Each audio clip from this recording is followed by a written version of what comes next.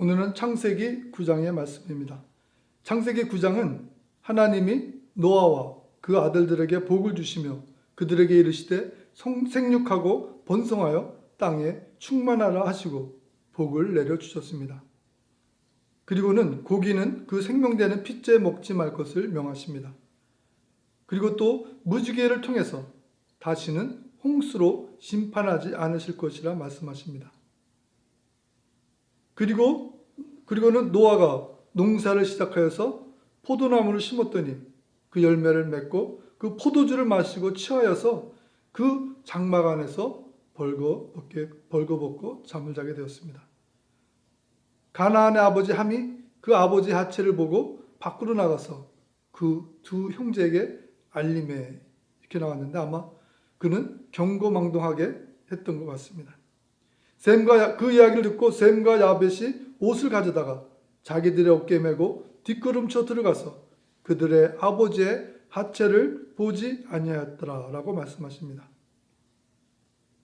이 상황은 아마 함이 아버지의 술 취해서 벗은 모습을 보고 뛰어나가서 형들에게 경고망동하게 말한 것 같습니다.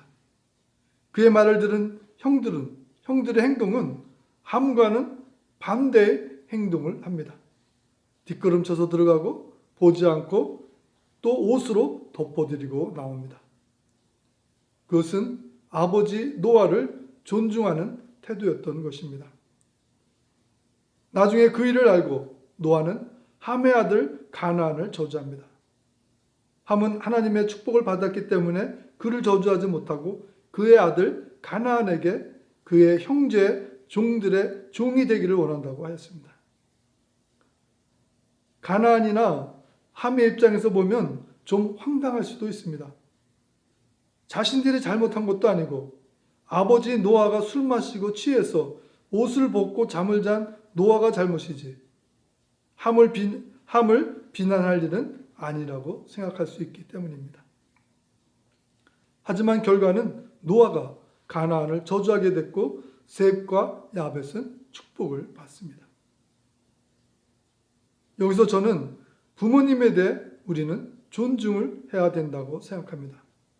혹시 부모님이 실수를 하셨을지라도 그분들의 마음을 상하지 않게 해야 합니다. 경고망동 하지 말아야 되는 것입니다. 그뿐만이 아니라 우리는 하나님의 말씀에 대한 생각도 잘 가져야 하겠습니다. 간혹 어떤 이들은 하나님의 말씀이 틀렸다고 하며 믿을 수 없다고 합니다. 논리적으로 맞지 않는 상황이 전개된다고 하고 우리가 해석하기 힘든 그러한 부분을 말하면서 이것은 틀린 거다. 이것은 잘못된 거다. 그래서 우리는 성경을 믿을 수 없다. 그러한 이야기를 합니다.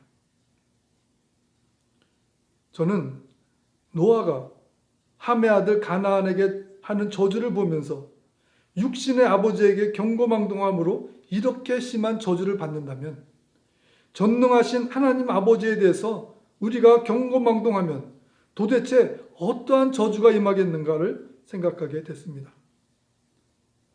내가 하나님의 말씀을 믿지 못하면 나의 부족함에 대해 하나님께 아뢰고 믿음을 달라고 기도하는 것이 경고망동하면서 하나님을 비난하는 것보다 훨씬 복된 행동이라는 것을 깨닫게 되었습니다. 그리고 우리가 알아야 할 것은 성경은 불신자를 위하여 쓰여진 것이 아니라 신자들을 위하여 쓰여졌다는 것입니다. 하나님의 말씀이 믿어지지 않는다는 것은 나는 불신자라는 의미인 것입니다. 그래서 내가 하나님의 말씀이 믿어지지 않는다면 하나님께 더 갈급한 심정으로 간구를 해서 믿음을 받아야 할 입장이지 내가 믿지 못한다고 하나님의 말씀을 멸시하고 책망할 입장이 아니라는 것입니다. 육신적인 부모님을 경시해도 이러한 저주를 받는데 우리의 창조자이신 전능하신 하나님 아버지를 경시한다는 것은 우습게 한다는 것은 이루 말할 수 없는 저주에 빠지게 되는 것입니다. 지옥으로 가게 되겠죠. 저와 여러분은 부모님을 존중할 뿐만이 아니라 살아계신 전능자 하나님 아버지를 더욱 존중하시고 경외하심으로 셈과 야벳이 받은 축복을 우리도 같이 받기를 예수님의 이름으로 축원드립니다.